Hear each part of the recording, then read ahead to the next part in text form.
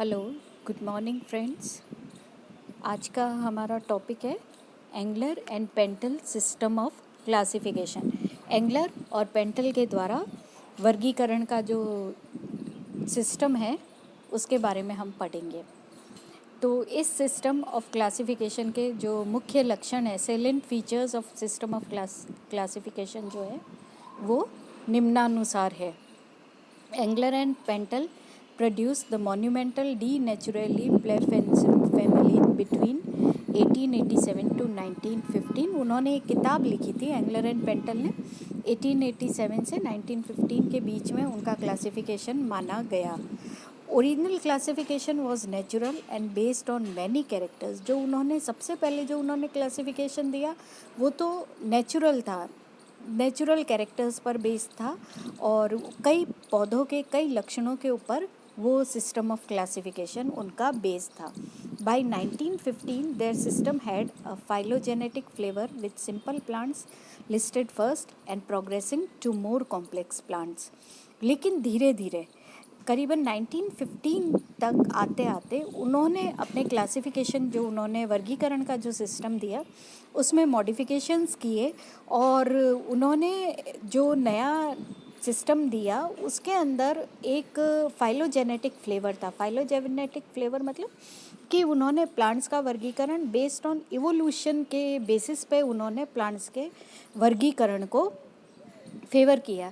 He said कि जो simple flowers थे वो पहले आए, सिंपल प्लांट्स जो थे जो छोटे बिल्कुल सिंपल प्लांट्स होते हैं वो पहले आए एंड देन उसके बाद में कॉम्प्लेक्स प्लांट्स मतलब जिनके बहुत ज़्यादा कैरेक्टर्स कॉम्प्लेक्स होते हैं। जैसे सिंपल प्लांट्स तो जैसे एल्गी है, फंजाई है, जिनका इंटरनल स्ट्रक्चर इतना कॉम्प्लेक्स नहीं होता। कॉम्प्लेक्स प्लांट्स मतलब जो प्रेजेंट डे एंजियोस्पर्म्स हैं, ट्रीज़ हैं, ये सब फ्लावरिंग प्लांट्स हैं, ये बाद में आए। Engler and Prantl system of classification became standard to arrange herbaria and floras by early 20th century। तो इनके क्लासिफिकेशन के बेसिस पर हर्बेरिया के अंदर व्हाट इज़ हर्बेरिया? हर्बेरिया मतलब क्या होता है कि हम प्लांट्स को कलेक्ट करते हैं, उनको प्रेस करते हैं, उनको प्रिजर्व करते हैं और जो प्रिजर्व करते हैं उसको हम हर्बेरिया, उसको शीट्स के ऊपर चिपका करके उनको प्रिजर्व किया जाता है एंड उसको हर्बेरियम बोलते हैं। तो जो अर्ली 20th सेंचुरी में जो हर्बेरियाज जो प्रिपेयर किए गए थे, बने थे, वो Engler and Prantl system of classification के ऊपर आधारित थे। They stressed that simple flowers that is with few or no parts were primitive। For example, Amentiferae, a group with reduced flowers, were considered primitive। उन्होंने कहा कि plants जिनके अंदर simple flowers होते हैं, सिंपल फ्लावर्स मतलब कि जिनके साधारण एकदम छोटे से सिंपल से फूल होते हैं, जिनके अंदर एकदम clear calyx, Corolla, androecium, gynoecium होता है विद या बिल्कुल थोड़े से पार्ट्स होते हैं, वो प्रिमिटिव होते हैं, मतलब वो पहले आए और बाद में जो फ्लावर्स आए वो उनके अंदर कॉम्प्लेक्स कैरेक्टर्स आए, जैसे कि सिनकार्पस ओवरी आ गई एंड स्टेमन्स का डिफरेंट अरेंजमेंट होने लगा, इस तरह से। तो सिंपल फ्लावर्स देवर प्रिमिटिव, वो पहले आए एंड एडवांस्ड फ्लावर्स जो थे वो बाद में आए। द जनरल आउटलाइन सिस्टम, और इस तरह से जो आउटलाइन उनका सिस्टम ऑफ क्लासिफिकेशन है वो इस तरह से दिया गया। पहला, the system is based on Eichler's system, who was the first person to propose evolutionary system of classification। उन्होंने जो सबसे पहला सिस्टम ऑफ क्लासिफिकेशन दिया था वो उनका जो सिस्टम ऑफ क्लासिफिकेशन था वो आइक्लर के सिस्टम के ऊपर बेस था, जिसके अंदर उन्होंने प्लांट्स के इवोल्यूशनरी ट्रेंड को कंसिडर किया। इवोल्यूशनरी ट्रेंड मतलब कि कौन सा प्लांट अर्थ पर पहले आया एंड बाद में कौन सा प्लांट आया, उसको उन्होंने कंसिडर करके पौधों का वर्गीकरण किया था अलग अलग ग्रुप्स में। It is evolutionary system propose subsequent to the acceptance of Darwin theory of evolution based on assumption that flowering plants where perianth was absent are evolutionary primitive। ये एक इवोल्यूशनरी सिस्टम ऑफ क्लासिफिकेशन था जो कि Darwin के theory पर आधारित था, जिसके अंदर ये कहा गया था कि फ्लावरिंग प्लांट्स जो फूलों वाले पौधे हैं जिनके अंदर की पेरियंथ नहीं पाया जाता है वो अर्थ पर पहले आए, they are primitive. Gymnosperms are considered to be more primitive and hence were placed before angiosperms. Gymnosperms जो थे वो पहले आए and angiosperms जो हैं वो अर्थ पर बाद में आए. Monocotyledons precede the dicotyledons. Monocotyledons इसी तरह से पहले आए and dicotyledons, an idea which gives little support from recent work on fossil data. And ये इन्होंने किसके आधार पे कहा, इन्होंने ये जीवाश्म के जो हमें डेटा मिले हैं, जीवाश्म की जो अध्ययन किया है हमने जीवाश्मों का, उसके बेसिस पर उन्होंने ये दिया कि मोनोकोटिलेडन्स अर्थ पर पहले आए and then dicotyledons. They never thought that former group is divide from latter. The class dicotyledonary was divided into two subclasses, namely Archiclamidae and Metaclamidae और Sympatly. जो डाइकोटिलेडनी है वो दो सब क्लासेस में उन्होंने डिवाइड की, आर्कीक्लेमाइडी एंड मेटाक्लेमाइडी या सिम्पेटली. फ्लावर्स विदाउट पेरियंथ, Aclamidas, और those with one whorl of perianth, Monoclamidas, were considered to be primitive, and those with two whorls of perianth distinguished into sepals and petals as advanced.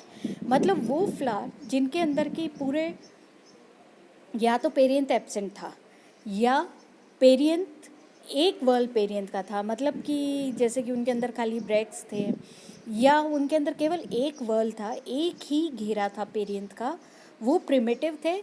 और जो flowers जिनके अंदर proper पुंज, दल पुंज ये सब थे वो एडवांस थे. Unisexual flowers were considered to be more primitive than bisexual. एक लिंगी पुष्प द्विलिंगी पुष्पों से प्रिमिटिव थे. Chalazogamy was considered to be more primitive character. Epigynous condition is more advance than hypogynous condition. Epigynous मतलब कि जिसके अंदर ओवरी इन्फीरियर होती है. ओवरी इन्फीरियर मतलब कि ओवरी नीचे होती है एंड ओवरी के ऊपर से, ओवरी मतलब कि गाइनोशियम के ऊपर से, ओवरी जायांग के ऊपर से सारे फ्लोरल वर्ल्ड्स निकले हुए होते हैं. कैलिक्स, कोरोला, एंड्रोशियम वगैरह सब कुछ उसके ऊपर से निकले हुए होते हैं. Apocarpy is regarded as primitive and syncarpy is advanced feature. Apocarpy मतलब कि जिसके अंदर कार्पल्स, ओवरी के अंदर कार्पल्स होते हैं, पार्टीशंस होते हैं, जिनको कार्पल्स बोलते हैं. ये कार्पल्स जो हैं वो अगर फ्री हैं तो वो प्रिमिटिव है, एंड अगर किसी ओवरी के अंदर कार्पल्स आर यूनाइटेड, सिनकार्पस मतलब कार्पल्स आर यूनाइटेड, फ्यूज्ड हैं वो सारे के सारे, तो वो एक एडवांस्ड फीचर है. The evolution of angiosperms is regarded as polyphyletic. Angiosperms का इवोल्यूशन कई लाइन्स से हुआ, इसलिए इसको पॉलीफाइलेटिक कहते हैं. Families such as Casuarinaceae, Salicaceae, Betulaceae, Fagaceae etcetera with naked unisexual flowers and syncarpous gynoecia are placed before families such as Magnoliaceae and Ranunculaceae. वो कैजुराइनेसी, सेलिकेसी, बेटुलिएसी, फेगेसी जिनके अंदर की नेकेड एंड यूनिसेक्सुअल फ्लावर्स होते हैं, नग्न और एक लिंगी पुष्प होते हैं, एंड सिनकार्पस गाइनोशियम होता है. सिनकार्पस गाइनोशियम मतलब all the carpels are united, is placed before families such as Magnoliaceae and Ranunculaceae. The Polypetalae and Monochlamydeae were unified under the single group Archichlamydeae, while metaclamidae include those families with sympatlous corollas. Flowering plants were divided comparatively in large groups on the basis of few characters, and several allied families were separated. Monocotyledons, flowering plants जो हैं are divided into large groups. Flowering plants को उन्होंने कई groups के अंदर उन्होंने उसका वर्गीकरण कर दिया. जैसे कि वो फ्लावरिंग प्लांट्स जिनके सिंपल कैरेक्टर्स होते हैं उनको, जिनके पुष्प सिंपल होते हैं, कैरेक्टर्स सिंपल होते हैं, उनको उन्होंने एक वर्ग के अंदर रखा, एंड सेवरल अलाइड फैमिलीज़, और दूसरे फ्लावरिंग प्लांट्स जो कॉम्प्लेक्स थे उनको अलग फैमिलीज़ में रखा. Monocotyledons start with Pandanales which include those families devoid of or with a very imperfect perianth. The pendenales are now considered a very advanced group. Monocotyledons जो हैं वो पेंडेनेल्स से स्टार्ट होते हैं वो फैमिलीज़ जिनके अंदर की इम्परफेक्ट पेरियंट होता है, जिनके अंदर पेरियंट नहीं पाया जाता, या पेरियंट अगर होता है तो बिल्कुल साफ स्पष्ट पेरियंट नहीं होता, पूरा डेवलप्ड पेरियंट नहीं होता है, वो उनके उसको उस कैरेक्टर को इट वाज उन्होंने ये कहा था कि mono start with which include families devoid of perianth or very imperfect perianth, the Pandanales are now considered, जिसको कि अब हम एक एडवांस्ड ग्रुप मानते हैं, इन्होंने उसको प्रिमिटिव में माना था. Monocotyledons end with Orchidaceae, a family highly advanced but certainly not advanced over grasses Gramineae. Monocotyledons end in Orchidaceae. Monocotyledons की जो लास्ट फैमिली है वो ऑर्किडेसी है, जिसके अंदर की बहुत ही ज़्यादा एडवांस्ड फ्लावर्स और कैरेक्टर्स पाए जाते हैं, बट सर्टेनली नॉट एडवांस्ड. लेकिन फिर भी ये ऑर्किडेसी जो फैमिली है वो it is not more advanced Gramineae या पोएसी फैमिली भी इसको कहते हैं, जिसके अंदर की गेहूँ आता है. Monochlamydeae is completely abolished. As such the families are distributed in large series called Archichlamydeae. Monochlamydeae जो है उन्होंने टोटली उसको एबोलिश कर दिया, उसको ख़त्म कर दिया. एंड फैमिलीज़ आर डिस्ट्रीब्यूटेड, और उसकी जो फैमिलीज़ थी वो सीरीज़, उनको सीरीज़ नाम दे करके उनको आर्कीक्लेमाइडी में डाल दिया गया. The Engler and Pentel system dominates over all previous natural systems of classification, but certainly is based on these systems. Engler and Pentel का जो क्लासिफिकेशन है, जो वर्गीकरण है, वो पूरा नेचुरल सिस्टम, जो पहले नेचुरल सिस्टम्स क्लासिफिकेशन के दिए गए थे उनके ऊपर ही बेस्ड था. It is based on increasing complexity of plant parts, particularly essential whorls of flowers. उन्होंने जिस कैरेक्टर को आधार माना पर्टिकुलरली अपने वर्गीकरण के लिए, वो था पुष्प के अंदर कितने वर्ल्स, कितने चक्रे पाए जाते हैं, उसको माना था कि जिसके अंदर बिल्कुल वर्ल मतलब कैलिक्स, कोरोला, एंड्रोशियम, गाइनोशियम, ये सब वर्ल्स कहलाते हैं फ्लावर के. तो मतलब ब्रैक्स, तो ये सब मतलब क्या है कि जिस फ्लावर के अंदर ये वर्ल्स नहीं थे वो प्रिमिटिव था, जिसके अंदर वर्ल्स पाए जाते थे, जितने ज़्यादा वर्ल्स थे वो एडवांस कैरेक्टर था. Most primitive flowers had no perianth. In next evolved type, 2 whorls perianth. Then in highest evolved there are 2 whorls of perianth. In later case, 2 whorls are indistinguishable homoclemaidus or distinguishable heteroclemaidus.